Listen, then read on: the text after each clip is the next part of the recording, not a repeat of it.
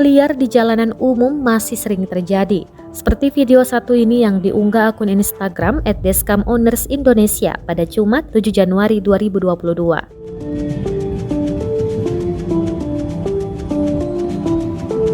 Dalam rekaman, terlihat sejumlah remaja bersiap untuk melakukan balapan liar. Terdengar pula sejumlah pengendara membunyikan klakson untuk diberi jalan. Pasalnya, remaja tersebut menutup jalan demi dapat melakukan balap liar.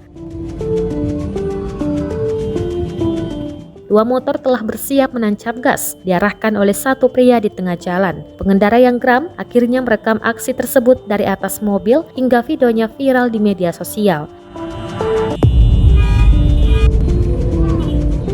Aksinya pun menuai berbagai komentar dari warganet. Banyak yang mengecam aksi balap liar yang kerap mengganggu pengguna jalan.